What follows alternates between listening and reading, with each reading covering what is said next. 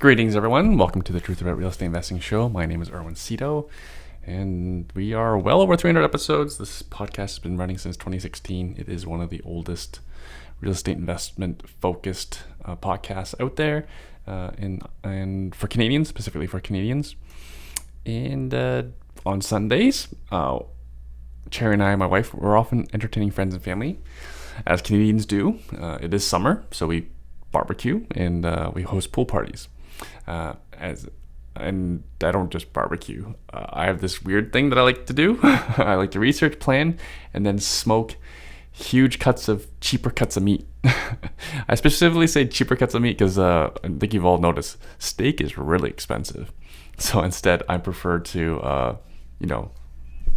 I'll explain. So, for example, last weekend I smoked a 7-pound pork belly. Yeah, that's right, 7 pounds. It's quite large, and that only cost $25 from Costco. And I smoked it on Cherry owns a pellet smoker that I bought her from Costco that she lets me use. I smoked that pork belly for 8 hours, and I've been posting about this hobby for the last couple weeks on my social media. The strategy is a low cooking temperature for a long period of time. I only smoke at 225 to 250 degrees Fahrenheit. I do my research by watching YouTube videos. I watch videos from competition level chefs and restaurant owners.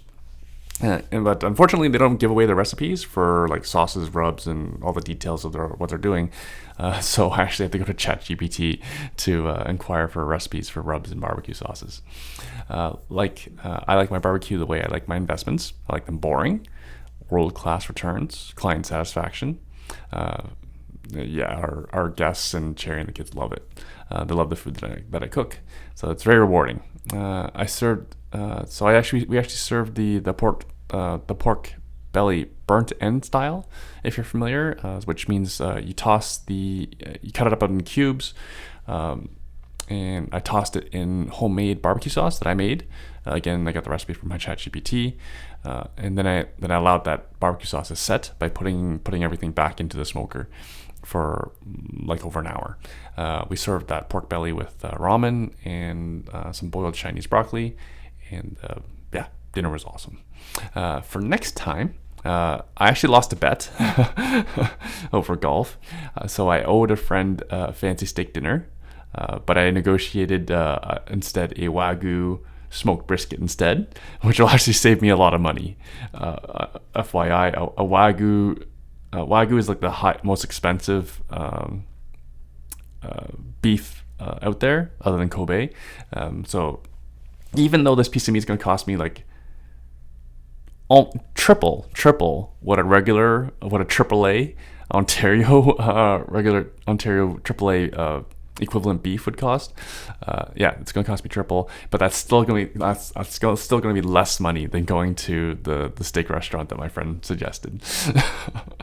So I'm going to save a lot of money, which I love to do. I love saving money. I love eating well. We'll see how I handle some world-class meat.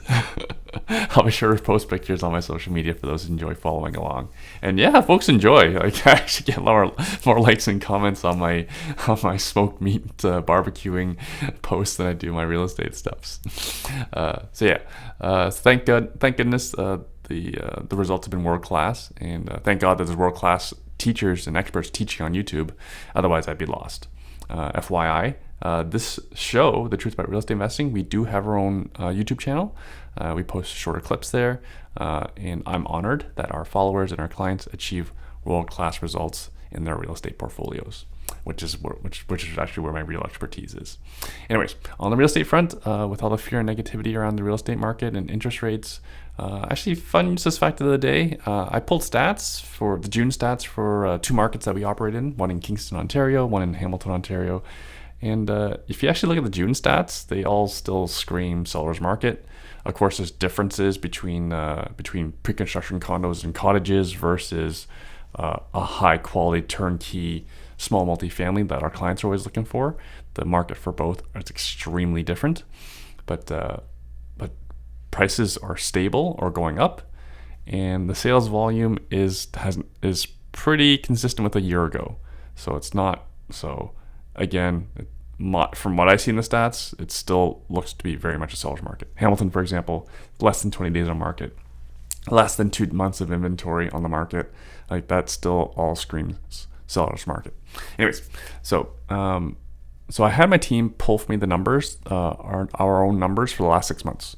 I wanted to know what our clients, how much money they were making when they sold their income property. So for context, we have our clients. We focus on buying with the long term in mind. We look for value when we buy. We use value add strategies, which often means conversions into student rentals or legal based apartment conversions. Now we're doing more garden suites when the timing is appropriate. Our clients take equity out of their properties by typically when the mortgages expire. When their original mortgage expires, they get bigger mortgages, which is made possible by having optimized rents. So with rates being currently higher than expected, going up faster than anyone expected, pretty much all of our clients used home equity lines of credit to finance these properties. So now some of the portfolio is negative cash flowing. Hence, some of our clients have chose to deleverage, which means selling an income property or two, taking profits and paying down debts. So I was actually curious to see how much our clients were making, how much money were they walking away with.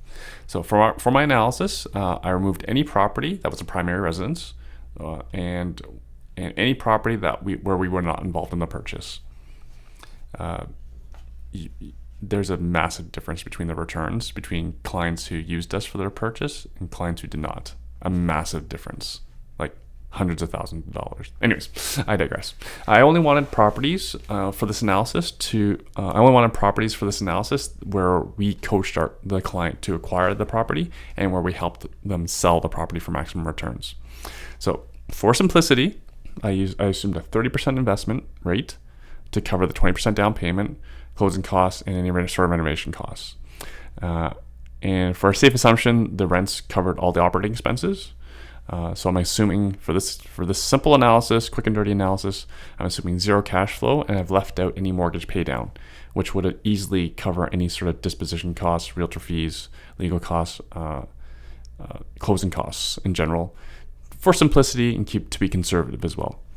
So the return on appreciation alone for these properties that our clients sold over the last 6 months, the average was $313,000. $313,000, which works out to about assuming that 30% investment rate, 280% return on investment on an average hold of 5.2 years.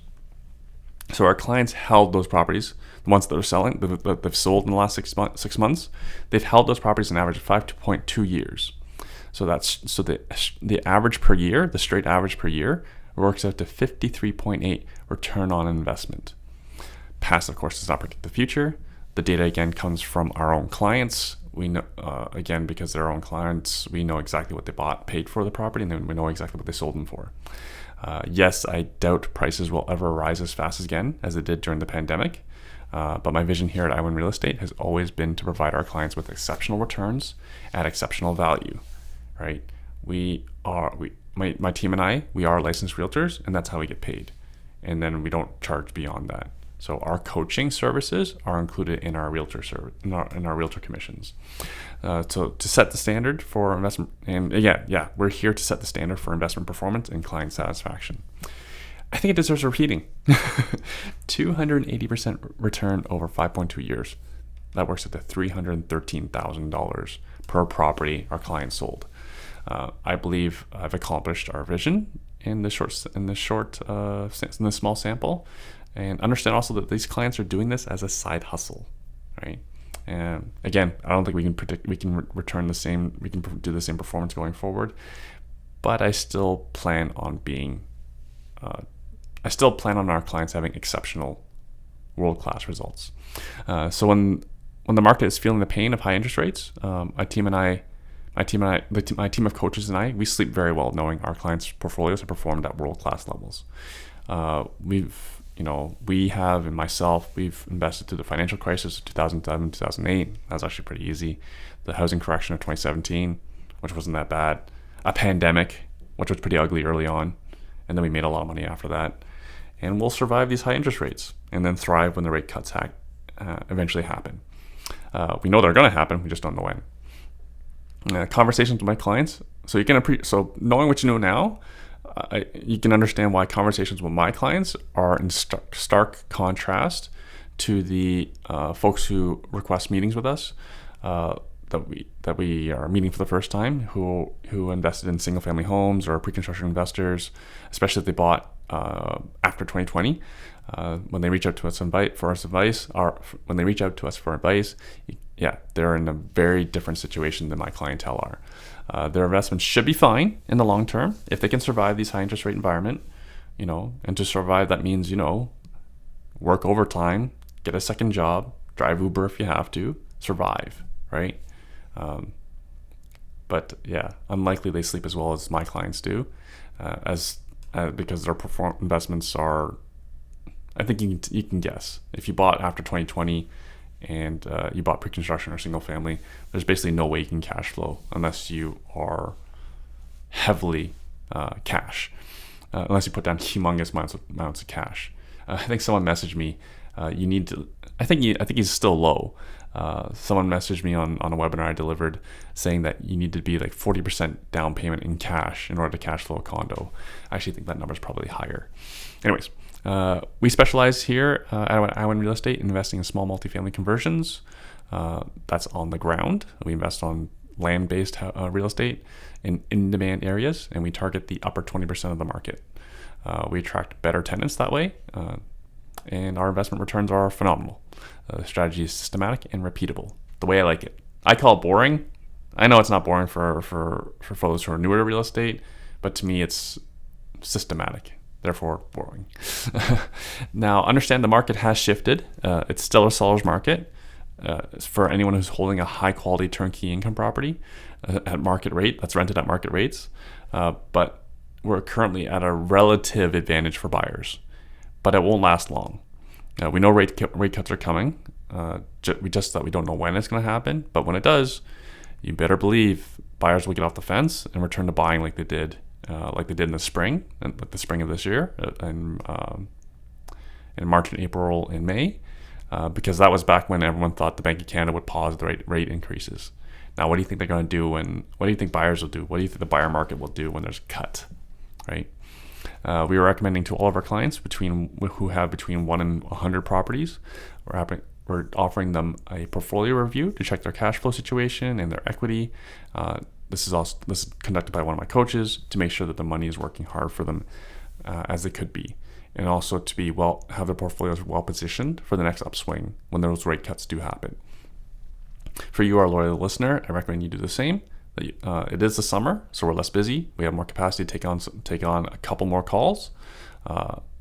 If you're interested in learning if your investments could be working harder for you, because understand, if your investments are working hard for you, that means you can work less hard, or you can retire sooner, or you can retire more comfortably, or you can just live more comfortably. So if you're interested, just email us at iwin@infinitywealth.ca.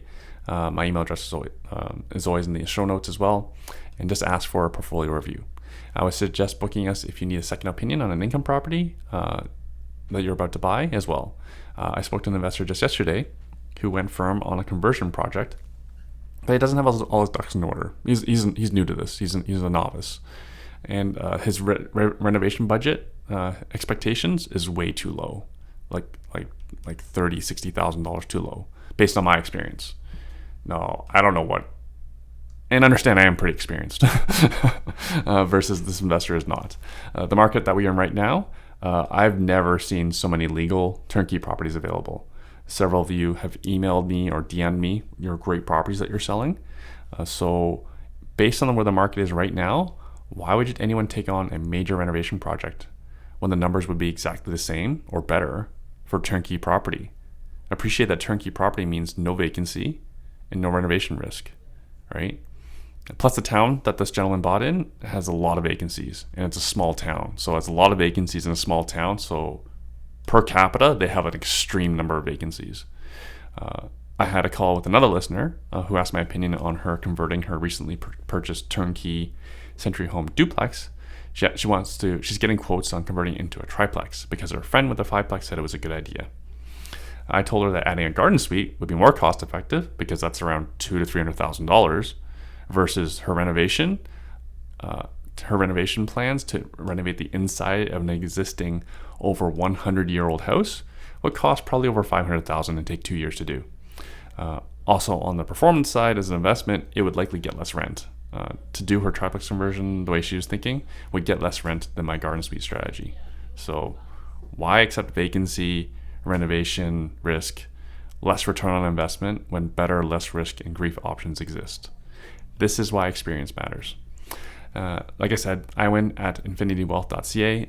Just email in if you would like a well-timed, because the timing is perfect for this now, for a portfolio review, a cash flow equity check, or for a second set of eyes. On to this week's show. Tim J.P. Collins is an old friend of mine, but for close to 10 years or more.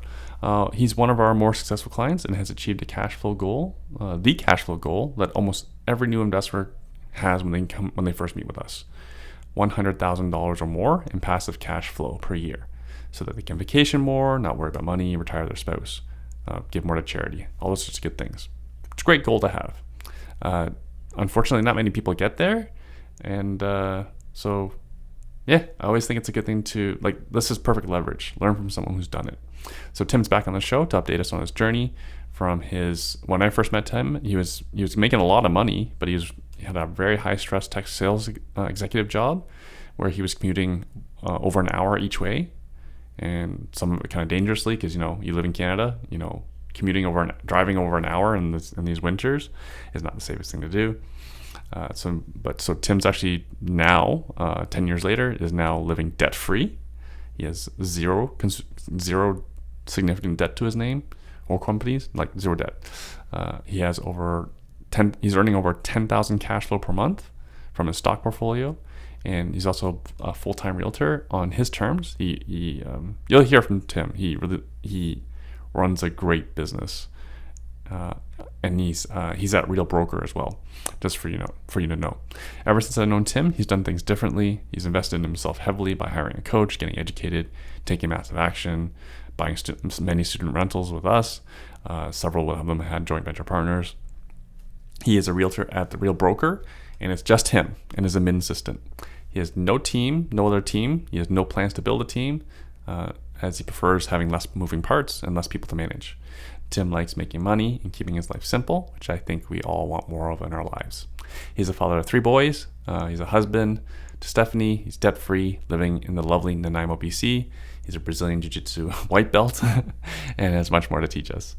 So if you do enjoy the show, you'll want to tune in when Tim is our guest speaker at our Tuesday, October 17th IWIN meeting, 7:30 p.m. Eastern Standard Time. Tim will be zooming in all the way from Nanaimo.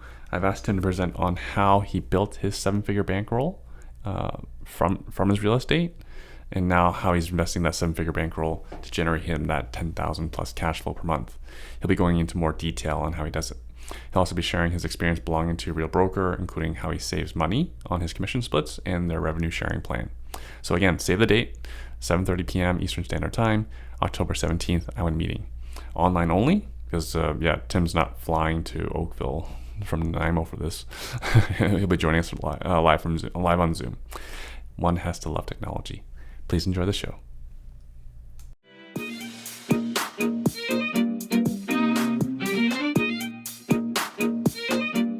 Hi Tim, what's keeping you busy these days? Hi, Owen. How are you? Nice to see you again. Lots of things keep me busy. I started learning Spanish in November last year, which I can talk a bit more about. Not in Spanish, probably not quite ready for that yet publicly, but started learning we could do it in Japanese because you were practicing that and you just got back from Japan too. So yeah, my wife speaks Japanese, not me. But I was there. Yeah, I was there. I'm good at eating the food. I'm qualified in that. But yeah. So been on a nice trip. Got another trip coming up, going to Spain in the summertime and England to visit family. Real estate market has been pretty active in a traditional sort of spring way. So nice to see some action picking up there. Continuing to follow the passive investing style of dividend paying ETFs, which is pretty passive. So I don't really do a lot with that. But yeah, lots of stuff going on. Yeah. And as I Good stuff. mentioned before we started recording, I started doing jiu-jitsu. I'm clearly a bit late to the game with this, but I started doing jiu-jitsu about 5 weeks ago, 6 weeks ago. I saw, I just thought if like Mark Zuckerberg can do it, I He does really it have no too? excuses. Yeah, he did his first competition. Yeah. And won. Yeah. Yeah, be kidding me. No, you have to He look it up. won? Yeah, he won. I'm pretty sure he won. Yeah. No gi. I think he was doing no gi. Yeah. Even still, he won anything. That's amazing. Yeah, right. So it's extremely for those of you who haven't done jiu-jitsu before, it's extremely uncomfortable. It feels like jumping into a swimming pool without knowing how to swim and getting smothered at the same time. But progressively, day by day, or week by week, I'm getting more used to it. So it's good. It's very humbling, as you know, getting if you're usually used to like being successful or winning at things, and I probably have like reasonable sporting capabilities in most things. With this particular one, you just get beaten again and again when you start, because irrespective of being bigger or stronger, it doesn't necessarily help you in a sport that's designed to give people an equal playing field, irrespective of size, right? So, It's interesting. I was just listening to a podcast which really just recounting a book, biographies, specifically Elon. It's mm, with Elon, and the author, the podcast host who read the book and talking about it, he's just talking about how much he admires Elon's tolerance for pain and suffering, mm, right? And jujitsu will teach you pain and suffering, yeah, not bad pain, not like injury pain, but and also being a real estate investor or a business owner mm, will yeah, teach you a lot more about pain and suffering than probably a job will. But yeah. actually, I probably should getting ahead of myself because you can speak to that because your corporate job, even though you were an executive making big money, still brought you Yeah. levels of pain and suffering. Yeah, it was interesting, that part of my life, which I've talked about publicly before in terms of like it turning into stress and panic attacks and all that sort of thing. Talked a lot about that. But yeah, I just thought suffering was kind of part of the process in that case. It was almost like um a low level, I think in the corporate world, because you've got a job and you're getting paid week by weekly or monthly or whatever you get paid, the pain isn't enough for you to change, which sounds weird, but it's like a low level drum of discontent and like, do I really want to spend 8 to 10 hours in an office and have to travel and commute to and from work? And but then, they keep dropping money in your bank every couple of weeks and it's a decent amount of money and you're like, this is all right. And people tell you you're doing well and you get pats on the back and they print you new business cards with fancier titles. And you're like, yeah, this is all right, albeit painful. But I think in the entrepreneurial world, when you have pain, it's like more significant, because it's just you. So if you lose a deal or lose a client or your business struggles, then it's potentially more catastrophic than if you have a bad day at the office or lose a client and you work for a big company. Then you probably just go back tomorrow and carry on. So although there's pain in that case, um, it took 2 decades of cumulative pain in order for me to change something about that situation, because it was sort of very progressive until one day I snapped and just couldn't take it anymore, right? But if you'd asked me like a year before that, how's it going, I would have said, yeah, it's great, everything's fine. So yeah, that was the start of interesting times for me before I then went off and did student rental stuff, right? So sorry, yeah, I was going to ask you, at what point were you like? Because when I met you, you were Mm, going full send real estate investing. At, yeah. at, at what point when? Because I'm guessing the job dissatisfaction or the pain and suffering, however you Mm. want to call it, was what triggered the investment journey.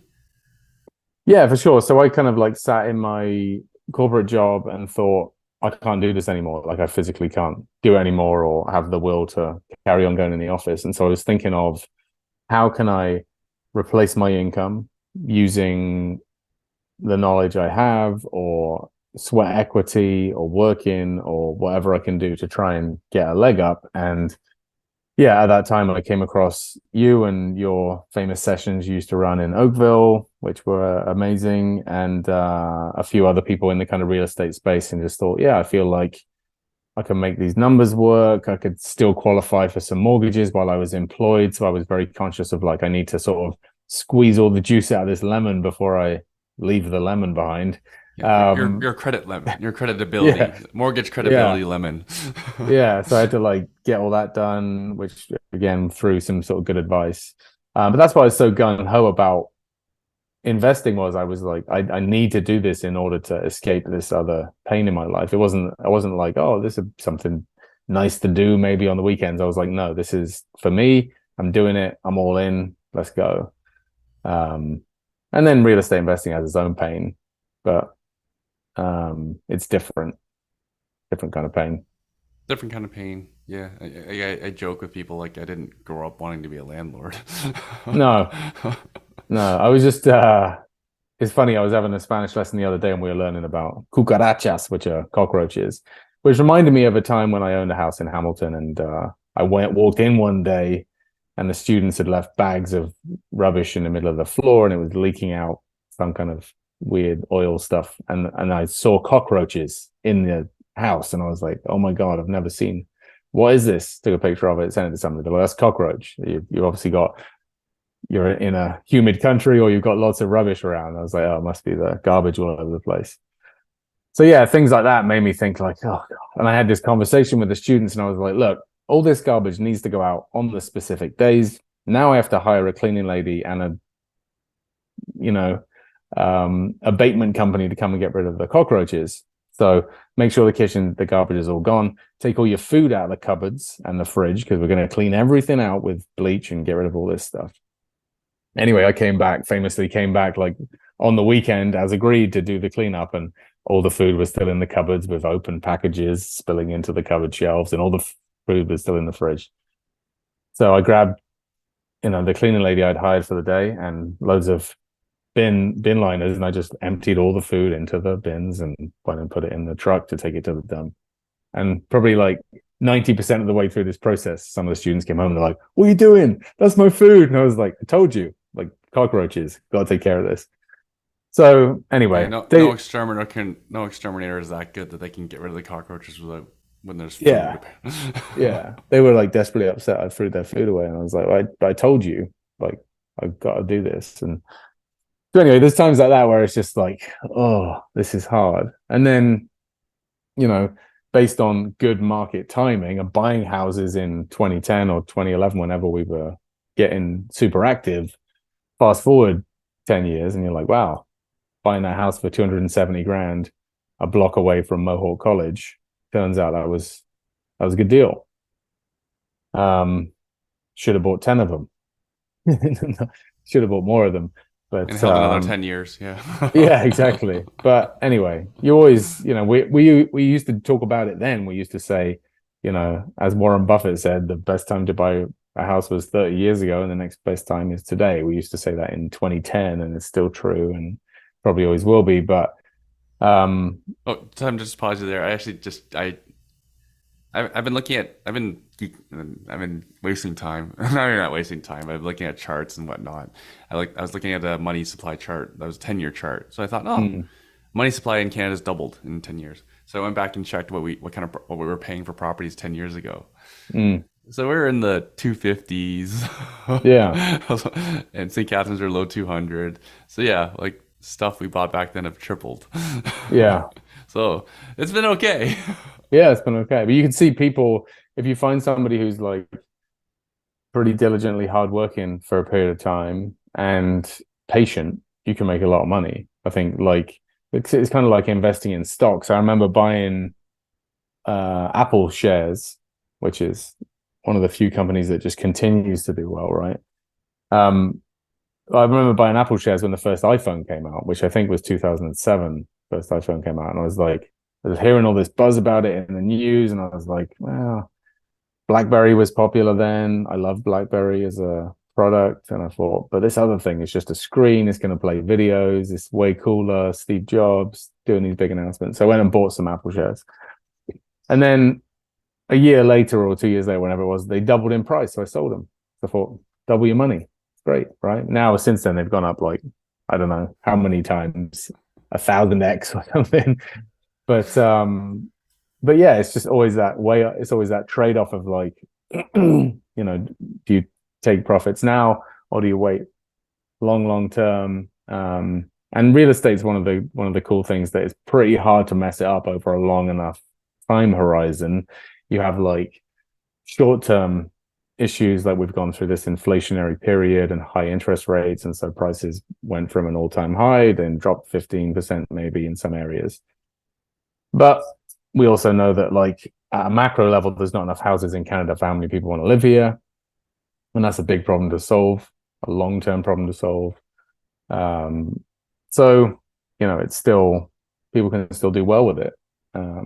It's just, where do you want to park your money, right? But yeah, that student rental period was very difficult, but because of the bounty that it created years later, I look back on that with fondness and think, well, all of the problems I had and all the student issues I had and crazy stories that you and I share and talk about is worth it, And now if the market had gone down for 10 years in a row and they were all underwater and you could now buy those places for 150 grand, then it wouldn't be quite as fun to talk about it. Yeah. I think about my daughter's house, for example. I don't do service calls, right? But there's one time I couldn't get anyone to my property. There's a windstorm. The awning over the front door had blown off, but it's aluminum. It's heavy. My tenant has 4 young kids. I couldn't get anyone to take care of it, so I went and took care of it. Yeah. And I wasn't it's a weekend afternoon. I didn't want to go, but someone's got to go. So that took about 2 hours of my time. Yeah. But then when you do the math, hourly rate's all that matters, right? Mm-hmm. Like that property makes me a couple $1,000s a month. Yeah. It took 2 hours of my time. Yeah. So yeah. We always have to get back. None of us want to do this, but none of us want to go through pain and suffering and the nuisance and time away from our families. But the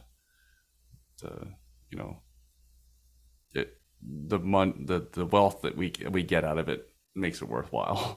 Yeah. I like to think. Yeah, and I still believe the same thing I believe then, which was like, if you're listening to this podcast and you're new to investing or you want to get into investing and you're like, how's it more expensive now? How do I do it? Things have changed. Well, there's always opportunities and there's always people doing it. I think one of the big things I was so excited about was that there was resources like the weekend session you ran in Oakville, which I think most of the time was free or was $5 to get in or something ridiculous, to then be in a room of 20 or 30 or 50 people who were all doing the things that you wanted to do, and you could network with them and say, hey, who's your property manager, who's your painter, who's your contractor, and build this kind of book of contacts and then start to do things with these people.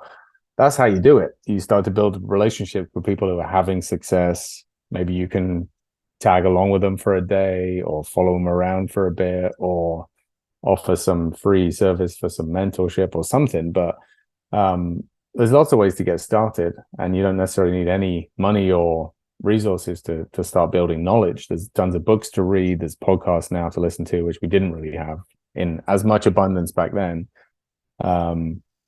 But yeah, better time to learn. Yeah, exactly. And it's now I've gone through the same evolution with like, dividend paying stocks and trying to understand how that works. Now I'm doing it with some of the stuff we might talk about later on in terms of, as a realtor, working with a company that also gives me a passive income stream. So I'm always like interested in things where I can learn more and grow. And if I had to start and do it all again, I would go back to like, for me, it's kind of like, how do you generate large amounts of capital to then deploy into things which can pay you passive amounts of income or dividends or royalties or something forever, right? Create a big amount of money as quick as you can, invest it, and then chill. That's always been like a pretty good model, right?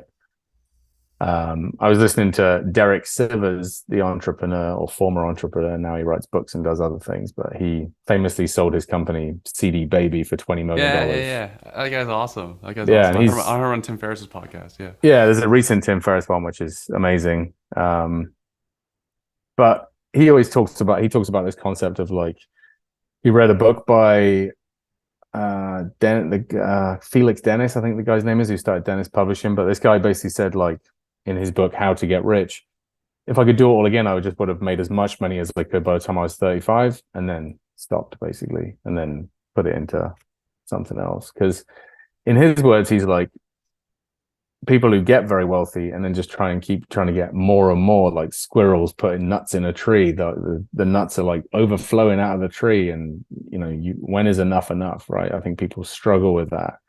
And he had a good analogy, which was like, if you give a very thirsty man a glass of water, it'll his whole face will light up. He'll start to hydrate himself. You give him a second glass of water, then he'll probably really appreciate that. Not as much as the first one, but on his 100th glass of water that you give him, he probably won't care anymore because he's no longer thirsty and he doesn't need it, and it's just too much.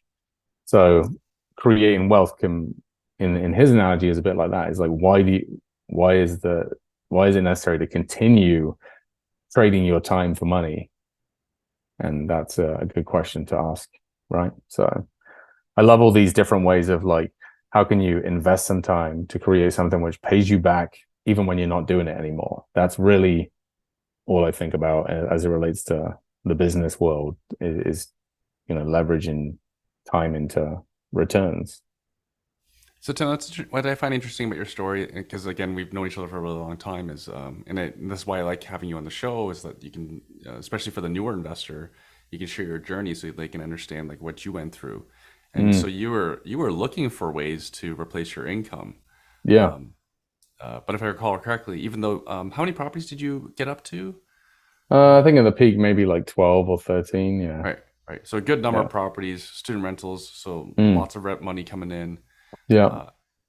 And then, but even though when you left your executive position at the tech company, you Mm. transitioned to another tech company. Is that right?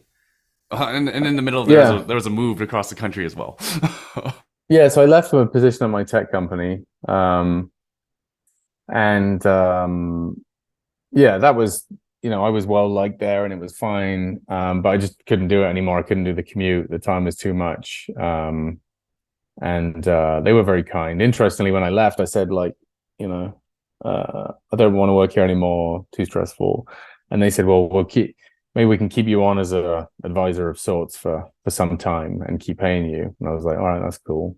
So if any of the companies that I'd signed up, for instance, wanted to ask for advice or contacts I developed, then I could keep getting paid for a while. So I always try and impart that bit of knowledge to people who have potentially had long tenures at companies. Doesn't have to be a tech company, could be a bank or somewhere else, to say that, like, now more than ever, particularly in the advent of like COVID and remote work and stuff, it doesn't have to be a binary, like I work here or I quit situation. You have a lot of possibility, and with the most leverage of being prepared to walk away, right?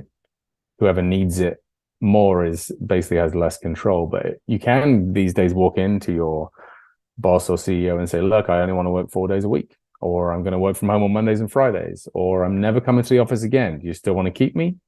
Like, or in my case, I said, I don't want to work here anymore, but if you want to keep my phone number and give it to people who just want to ask advice for things, then keep paying me for another 6 months and I'll do a gradual exit kind of thing. So lots of flexible ways to transition out of traditional employment.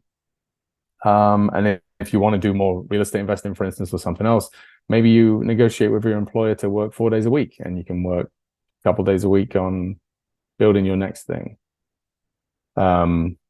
People are always surprised when they ask difficult questions that they might get a positive response, particularly if you're a good employee, you've done well, and you're valued, because people don't want to lose valuable people. So, and in my case, they're like, we'll never do that. You can never work from home. You can never.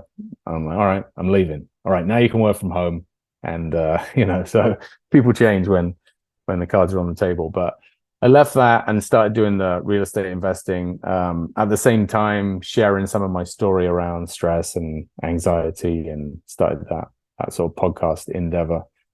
And that's when I moved to Vancouver Island, where I am now, because I just came out to Nanaimo and saw sort of mountains and oceans, and I was like, I could live anywhere in this country. It'd be fun to live somewhere else for a bit. And so moved out here, sold off some of the student rentals, eventually sold all of them, but sold them off kind of gradually over time for tax reasons, to not get smashed with massive tax bills. Um, and then while I was out, and just to throw in there, you kind of nailed the timing. yeah, well, the timing was fortuitous, and I'm grateful for that. But it's kind of like, if we bought around 2010, then I did like 5-year commitments on mortgages, and then renewed most of them for another 5 years. And so over the last few years, it's been like, chipping away at letting things go and selling them off, which has been good, because the market was probably at a high when I did that. And then I found a little local technology company in the town I'm in here, which was doing website design for realtors and Google Ads, and so technology and real estate. And I was like, this is kind of cool. This is like two of the things I have experience in. So I went to work for them as the sales director and worked for them for a few years. And through that journey, learned a lot about lead generation and turning cold internet traffic into real estate clients, helping people buy and sell homes, which I'd been a consumer of in the past. And anyway, I had this epiphany one day. I was at this conference and I was sat around this dining table in this very fancy steak restaurant, and the guy opposite me is like, yeah, I just ordered the new Ferrari, fill in the blank. And the other guy's like, oh, I went with the Maserati with the gold trim with diamonds on it or something. I don't know what they were saying, but and I sat there thinking, my job's like pretty well paying, but not in the same league as these guys, and I feel like I could do more. So I just decided, like, I'm gonna give it a go and try and be a realtor. So I left. This was around right in the midst of COVID. So when I actually got my real estate license, you couldn't do any business. It was April 2020 or whatever it was. Yeah. There's nothing happening. Nobody was even showing houses. It was just dead. So I just spent all that time training and learning and attending online Zoom trainings and learning about sales and reading books and all that kind of stuff. So that when the market did reopen, I was like fully prepared to go. And in my first full year, I think I did 50 transactions, most of which from cold internet traffic, Facebook leads, Facebook ads, Google leads, stuff like that, implementing the things that I've been teaching people and doing it. And which is a lot. Yeah. Like a top performer does like 30. Yeah. 10 to 50. Yeah, so I did that and thought, yeah, this is kind of cool. So that's been my most recent sort of labor of love in terms of learning something and really honing the skills around it. Yeah, and it's kind of like, I like the speed of it because I now work from home all the time.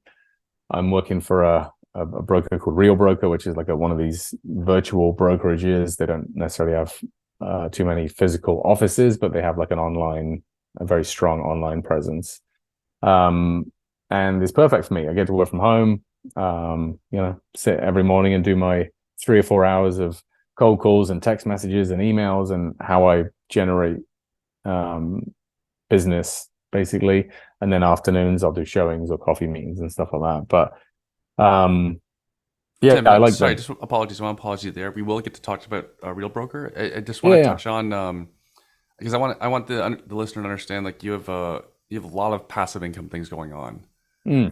Right. Because I imagine that allowed you, like, gave you a lot of confidence and comfort and freedom to be able to leave your second tech career. Yeah. So can you touch on that? So, so what did you do with the proceeds from the sale of all your properties? Yeah. So I started looking at, well, through basically through inspiration from your stuff, like looking at, I learned about derivatives, the fancy word for it, options trading.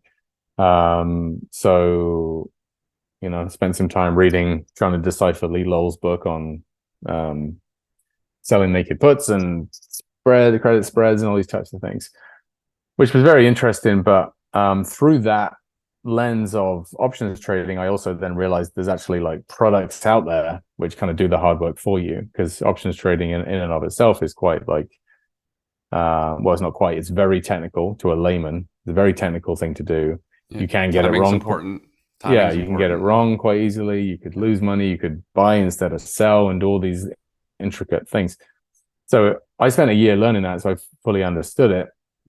But through that journey, like a lot of things in life, I came across these ETF products, which are basically like ETFs, which hold companies in the S&P 500 or the Nasdaq, and they sell covered calls against indexes in some cases, or in some cases they sell covered calls against, one of the newer ones, for instance, is a Tesla ETF or a Tesla themed ETF, and they sell covered calls and puts against Tesla stock, and then they pay a dividend off the back of that. So they're doing the work for you.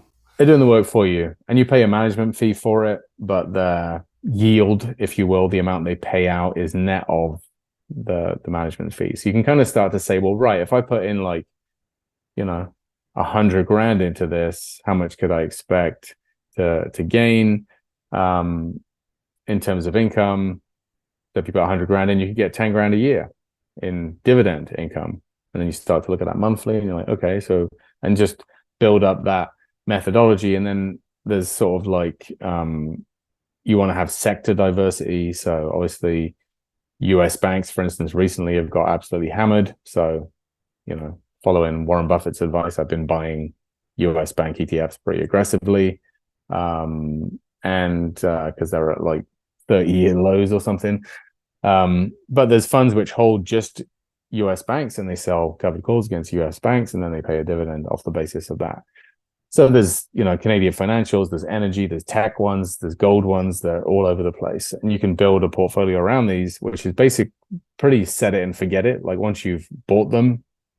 And it's quite diversified, right? Yeah, some of just them. to clarify, folks, that none of this is considered financial advice.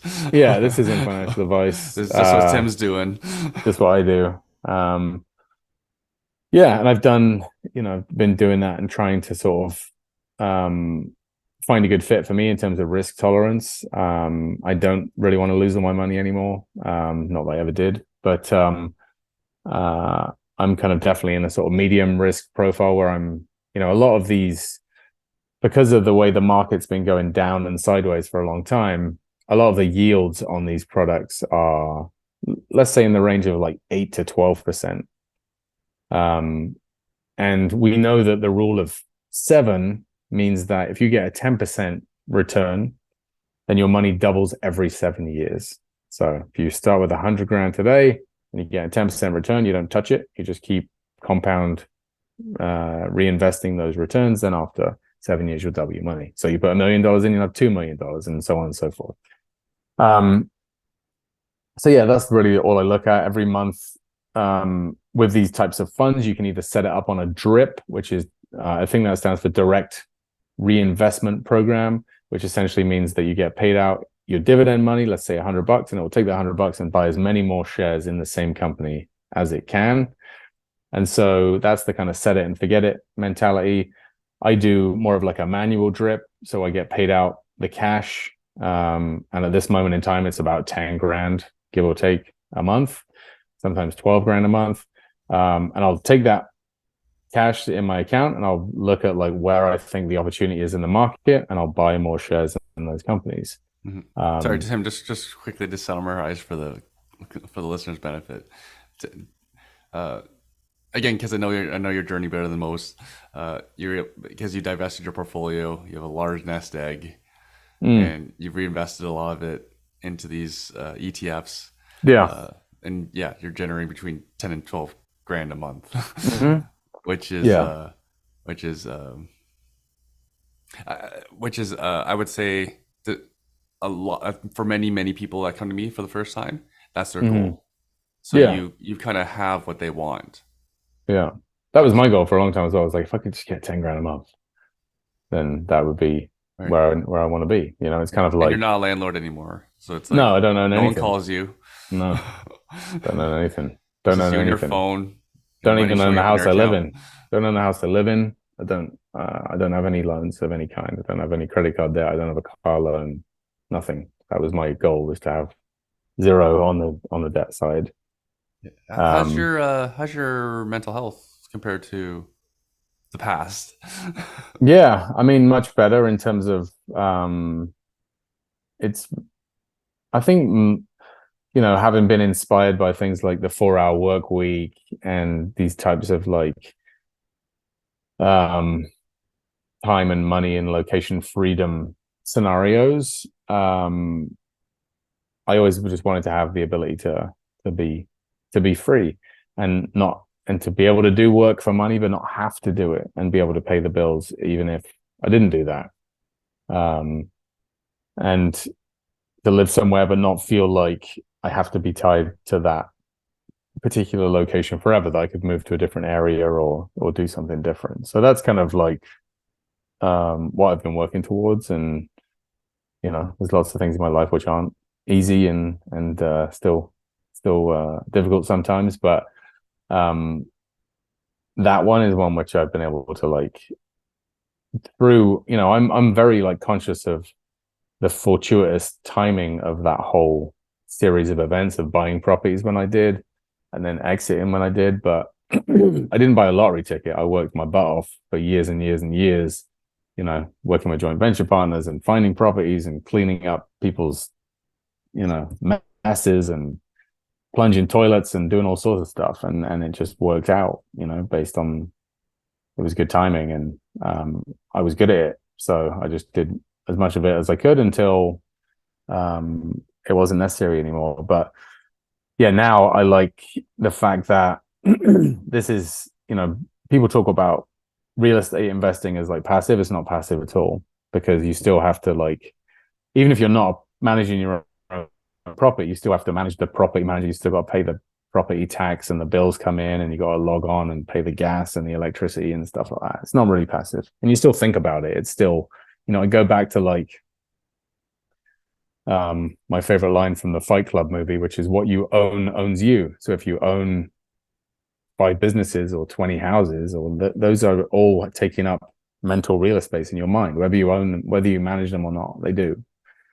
And now I have this like portfolio of ETFs that takes up mental space, because I think about like, if I, glance across CNBC and it's all red, I'm like, oh shit, do I need to look at my holdings and make sure everything's okay? Because they're pretty boring things and do well in sideways or down markets. Most of the time it's a non-event, but there's no free lunch with anything, right? It's just like, what's the way to minimize the most mental drag and just be able to enjoy your life. I'm gonna guess you have less mental drag more than 99% of Canadians. Yeah, I mean, And you choose to work. I mean, you choose to work, so that creates obviously some mental drag, but you're yeah, compensated well. yeah, I So choose to, but there's also like, I don't feel bad anymore about saying like that particular project isn't for me, or I'm not going to drive from where I live for 3 hours to show a house. Like, it's just there's some things where I can just refer it or say, not my cup of tea. And I'm kind of more of a believer on like, have a bunch of clients and just take really good care of the clients I've got and integrate some new ones into it, but not try and be all things to all people, because that comes at my own cost of trying to be everywhere, right? So yeah, I think financial peace of mind is really cool to have. But it's kind of like anything else. You climb that mountain and you look around, you're like, still got some other things to work on in my life, relationships and spending lots of time with my kids and all the other things which are very important. So but yeah, I think the investing journey's been one for me where I've just been gradually trying to minimize the drag and get as close as possible to like, just now where I'm at, where I invest in things which are like very steady, they provide good returns, there's enough money in the account that it generates a decent income, and that's cool. That's I don't know how I can get much more streamlined around that. Because it's, it's about as safe, I think, as I can get and still get a decent return from it. Yeah, I'm pretty sure most would like your return. Yeah. Real estate for growth, and then just passive investing for income, which Yeah. is the kind of income that almost everyone got into real estate wanting. Yeah. So Yeah. let's talk about being a real estate agent, because many listeners of the Mm. show either work with one, are one. It's Hmm. funny. I had a reunion, kind of like a reunion golf thing last week, and I was like going through everyone, like, wow, everyone became a realtor. So It's popular. let's talk about it. Let's talk about why you chose the place you are, Mm. and what your experience is like with it. Yeah. So, in terms of becoming a realtor, I felt like there was a niche for something different. Having been a consumer of real estate agent services, I found that I had some like really good experiences and some, no, I don't know if I had any really bad experiences, but I just had some like non-event experiences. Working with you, for instance, I got like this amazing like added value beyond being having a realtor. I kind of had somebody as a coach who would make suggestions. There's nothing worse than working with a professional where you're like, tell me what you think. And they're like, I don't know. Like, what do you want to do? Like, I like having people with some opinion or some guidance. So that was really useful. Um, Tim, I always remember how one of your potential JV partners wanted to be introduced to me, yeah. Yeah, no, and then you wouldn't do it. no, can't do that. You can't speak to the man behind the curtain, the Wizard of Oz. Um, but um, but yeah, I think that, and then other experiences I had with realtors in different places where the transaction would be over, I never hear from them again. That was the end, and I thought that was a wasted opportunity because I thought, well, you Owen knew me well enough that you could phone me up once every 6 months and say, how's it going? You want to buy another house? Well, probably, yeah. If you find the right kind of house, I probably am interested. And I did that many times. Um, but yeah, I just found that the service side was lacking with some of the other realtors I came across. And I just thought I think I could do a good job of this. And when I was working at my other company, I came across um, this sales methodology called ninja selling. And I saw the gentleman who started ninja selling, whose name escapes me at the moment, but he was on stage speaking at an event I was on. What's his Larry name? Kendall. Larry Larry Kendall. Kendall. I saw Yeah. Larry Kendall speaking at an event. Sorry for the listener. I have the book in my hand. Yeah, ninja selling. If you're a realtor, it's basically what I follow. But um, I saw Larry Kendall speaking, and I just was like, I wasn't a realtor yet, but I had this amazing insight. He's standing on stage and basically saying, like, if you just take care of the people you already have, you don't need any more. You don't need to go and get more people. Just take exceptionally good care of the people who you've already signed up as clients. Phone them up, remember their birthdays, ask them how it's going, send them text messages, and all these different follow-up methodologies that he's got. And I was just like, oh, imagine if you just got like 100 clients and just took really good care of them, you'd be successful forever. Oh, Um, just for the listeners' benefit, Larry Kendall, the author of Ninja Selling, recommend the book for anyone who's in sales or business development. mm, I believe he's in the Hall of Fame for his state, not for real estate, but for mm, business. yeah, Like that's an incredible accomplishment. Sorry, continue. yeah, yeah. And he's a very nice guy as well.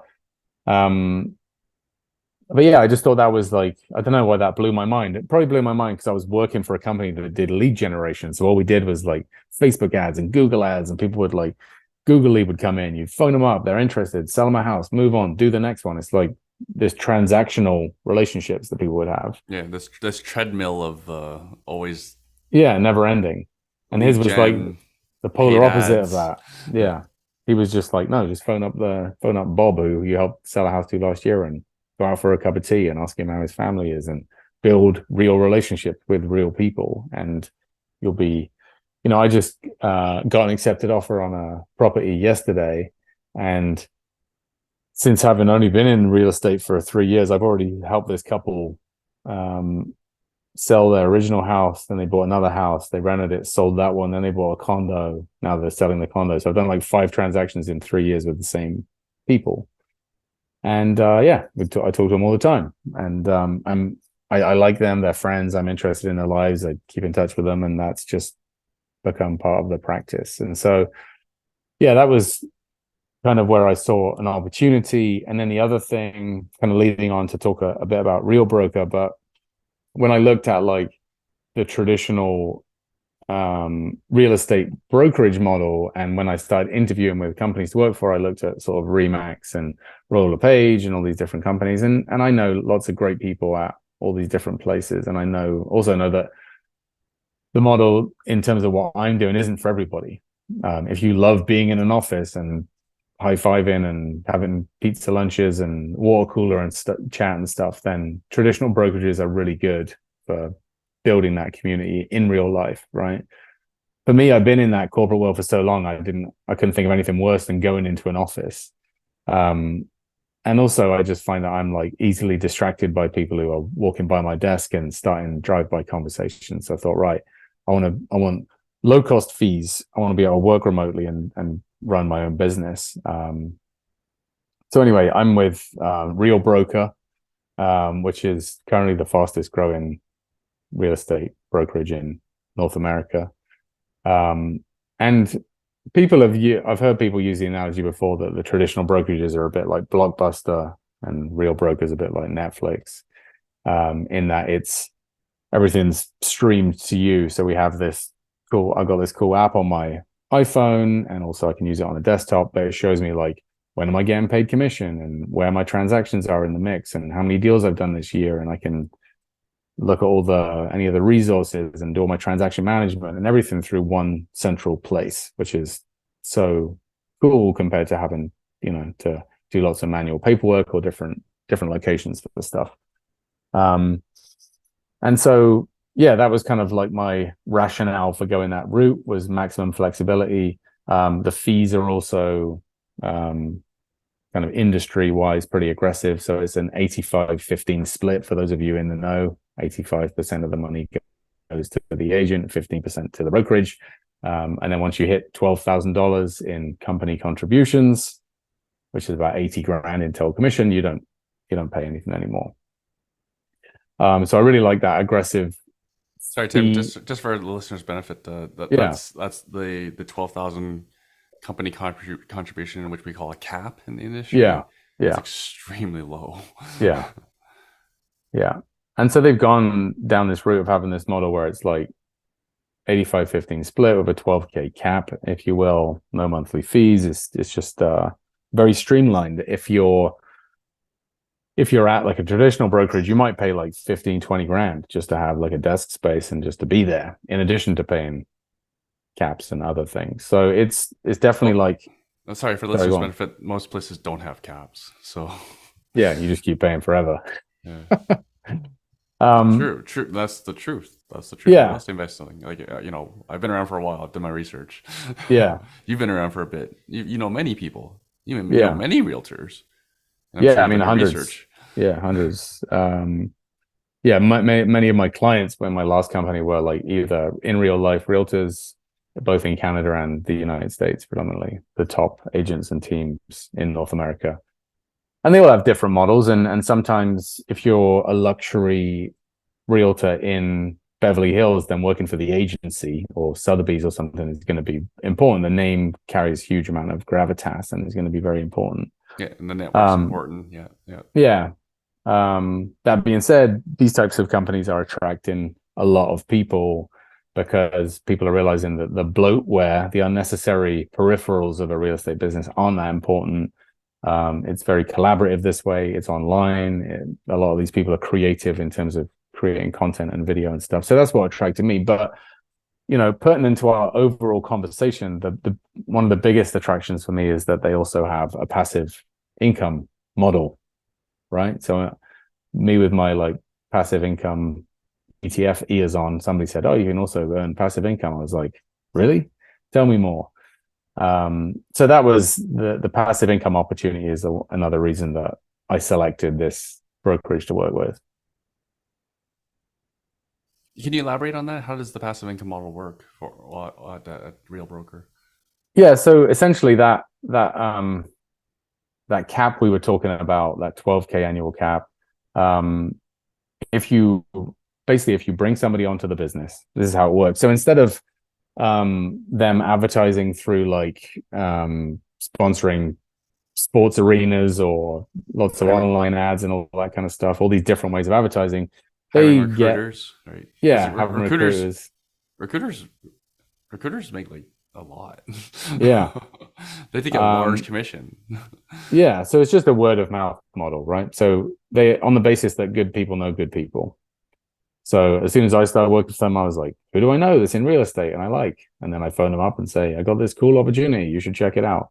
And for that effort on my part of introducing people in my network into Real Broker, they pay me, which is cool. So out of that $12,000 annual contribution, instead of throwing a bunch of that into advertising, they just pay you as the agent for bringing somebody else on.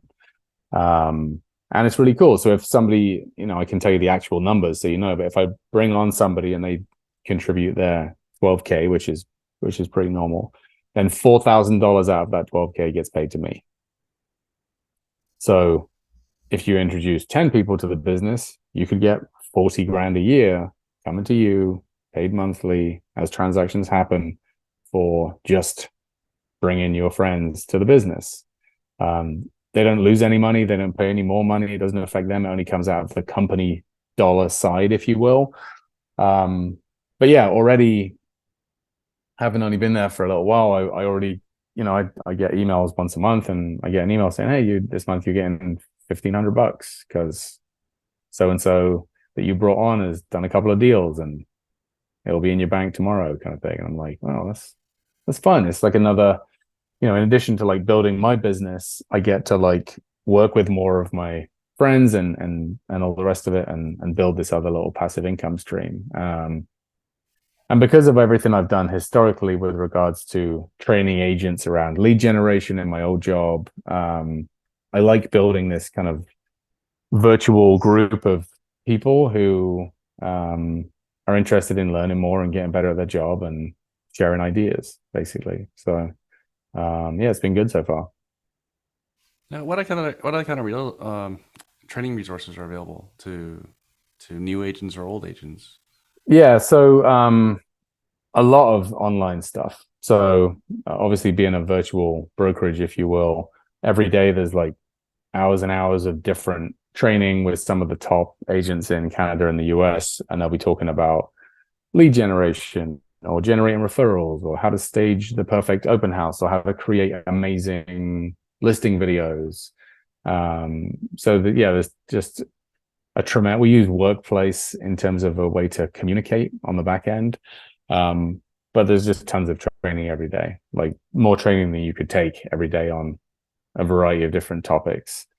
And then there's kind of like beyond that, there's this sort of informal network of like people that I speak to who I know inside the brokerage, and if I need help with something, I give them a call and off we go. In addition to the traditional, I have a broker, I have a managing broker. If I need help with a paperwork, I phone him up and say, hey, how do I do this? I've never done it before, and he helps me out. But yeah, tons of training, and there's a variety of like virtual events and in-person annual conference type events as well.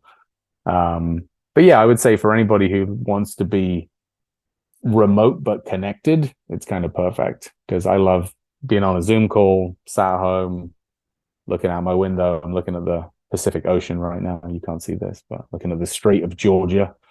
And I'm in my happy place, like that's where I want to be. And if I believe in the business I'm in and I'm happy to share it and I get compensated for that, then that, as far as I'm concerned, that's a true win-win, right?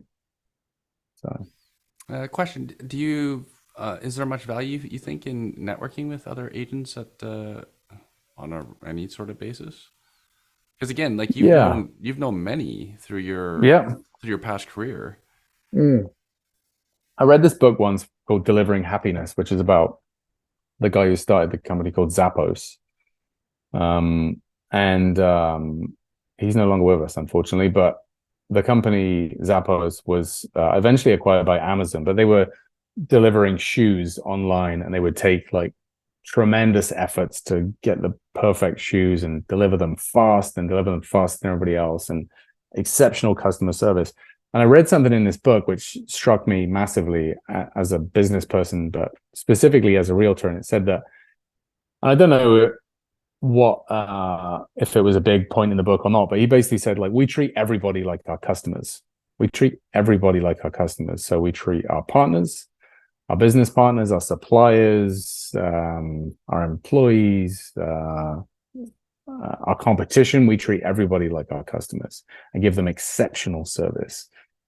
And so I took that to heart, and I thought, hang on a minute, all of the other agents in my local market and beyond are my customers, right? And I, speaking openly and candidly, I found that some realtors I come across weren't very friendly. They've been doing it for a while.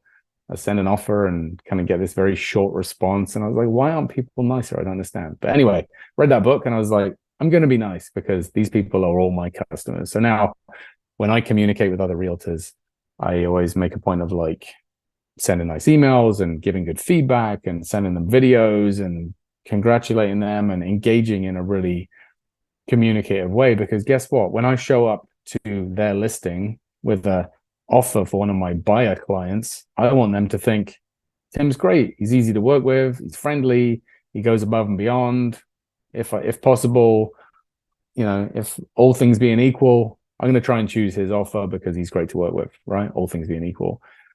So that's the way that I operate. And so when I meet realtors in other geographies, in other places, I have the same approach. They're my customers. I want to be nice to them. I want to follow up with them and build relationships with them. Because then when they get referrals for people who live in my town, want to move to my town, or if they decide in the future, you know what, I've been a fill in the blank brokerage for 10 years and I'm not getting much value from it, and I want to join one of these cool virtual brokerages, maybe I'll give Tim a call and I could join his group and understand a bit more about it. So that was like a key sort of core lesson for me to internalize around treating people exceptionally well in the business. Sure, it's not like a cultural thing. You can only do that in BC. It's kind of tough here around the GTA. I think you can do it anywhere. Somebody's got to lead. Somebody's got to lead the way. But no, it's like, I mean, I find that like sometimes people gravitate towards the environment you become part of. It's easy to send short messages and, everything be very like brief, and we use a system where we're asking if something's available. People just write AVAIL ? Avail ? You're like, is my listing available? Right back, yes, it's still available. But just like the pleasantries around, like, hey, how's your day going? Congratulations on your recent thing or whatever. It's just, Yeah. you don't have to like make everything super basic and robotic transactionally. You can add your personality in and be different, and people will recognize that. And that maybe is part of my English upbringing to with sort of politeness, but no, I think it's important to do. So yeah. I know what you mean. Like, I listed one of our own properties recently, and the buying agent, he disappeared for a little bit. Or no, we like just stuff was slow to happen. I said, everything okay? Like, versus like even like some people just get mad. Yeah. Like, I don't know what happened, so I was like, is everything okay? And he said, we took my dad to the hospital, surgery, probably heart stuff, like serious stuff. Yeah. But I like people. I'm empathetic, and so like every week I've asked him, "How's your dad?" Yeah. Yeah, That's it. It's a it's even human thing, right? even just as part of our regular discussion around like whatever. Like, oh, how's your financing going? Oh, when you come for the inspection, oh, how's your dad doing? Mm-hmm. Yeah. Yeah, because you realize that in relationships, the relationship deepens by people sharing vulnerabilities about themselves and those being reciprocated. If not reciprocated, at least listened to and heard. But that's the real human connection point. If you're talking to somebody and you're not learning things about them, then it probably means you're talking too much. That's probably a lot of people. That's not me on this podcast because I barely talk. No. Yeah, you're a very good interviewer. I'm just Yeah. naturally curious because it's like there's way more I don't know than I know. It's no different than jiu-jitsu. Like actually, this is a good analogy. One of Mm, the black belts I used to train under, 3 stripe black belt, mm, right? I think he said, I know 50% of jiu-jitsu.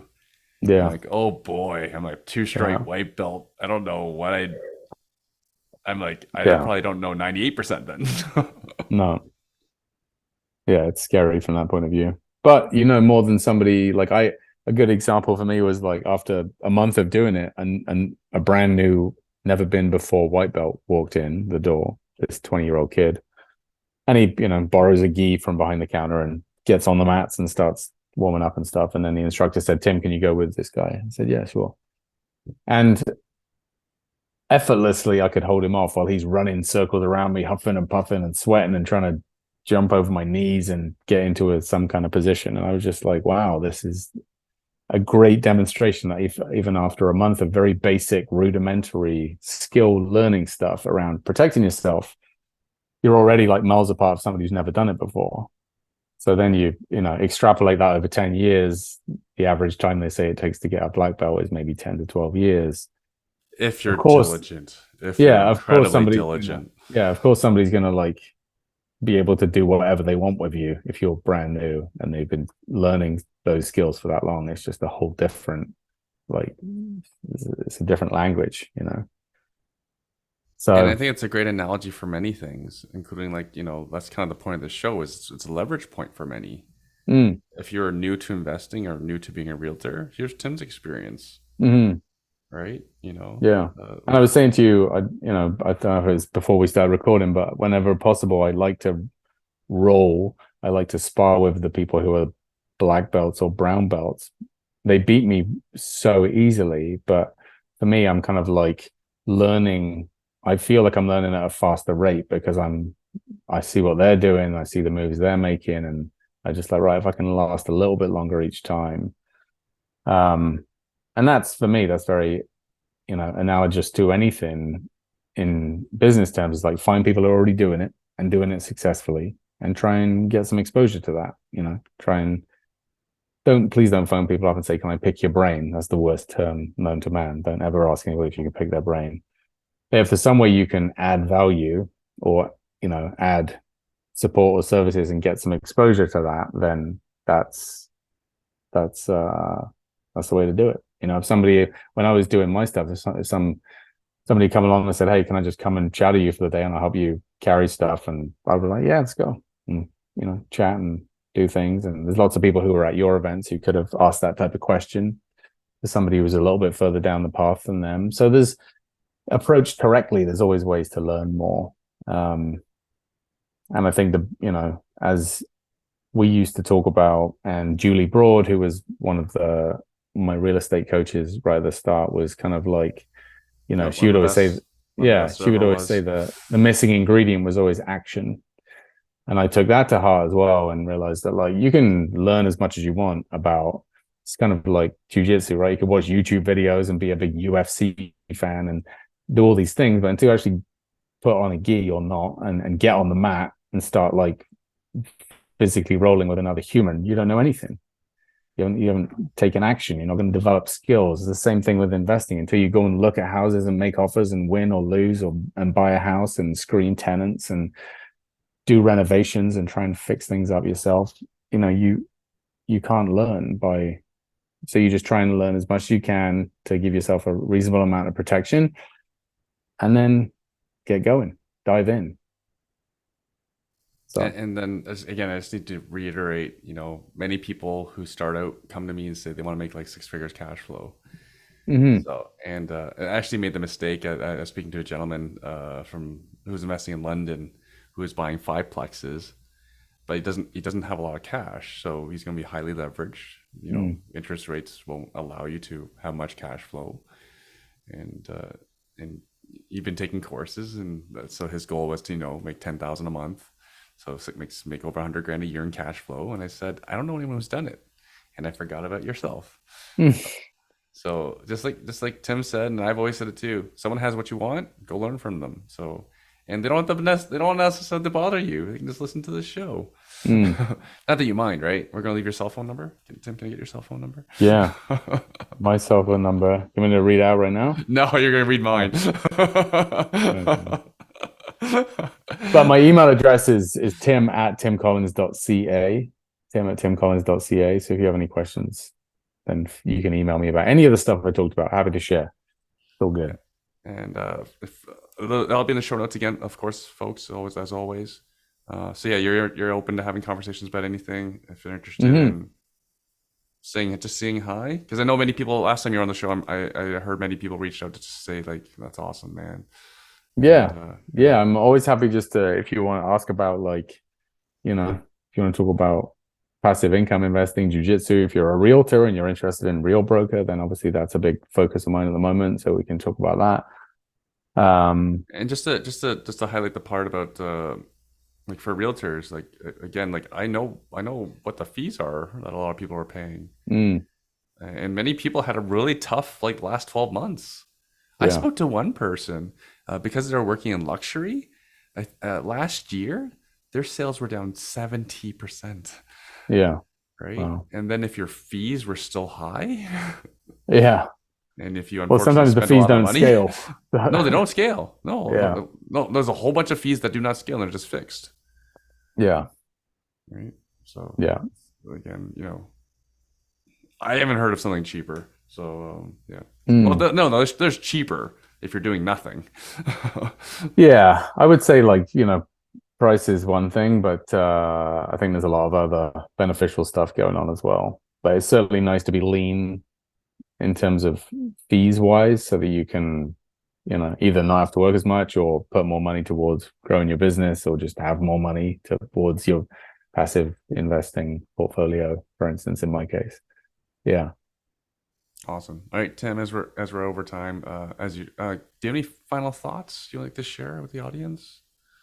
No, I think that's it. I mean, I think like anything, I think it's just like all these things, it's you got to get started and start somewhere. And resources like this are great. Whatever you can find to get going on your journey, find other people who are doing it, and ask questions. Awesome. And again, tim@timcollins.ca. Yes. Collins, that's 2 L's and an S. Yes. Thanks very much. Tim, thanks so much for doing this. Sorry about the construction noise in the background. All good. Love it. Thanks, my friend. Appreciate you. See ya. Thank you for watching. If you want to learn how to invest in real estate from scratch, my team teaches beginners how to use the #1 investment strategy that I personally use in a virtual free training class every month. Go to investortraining.ca/YouTube to register for our next class. The link is also in the description as well. I publish at least 2 to 3 videos a week here, so subscribe if you want to keep learning from seasoned investors like myself and my guests. And if you're just starting out, feel free to ask questions and comment below, and I do the best to answer each of those comments and questions myself. Again, if you're ready to learn the nitty-gritty about real estate investing from a professional investor, register for our next virtual class. That's at investortraining.ca/YouTube. Thanks again for watching. See you in the next video.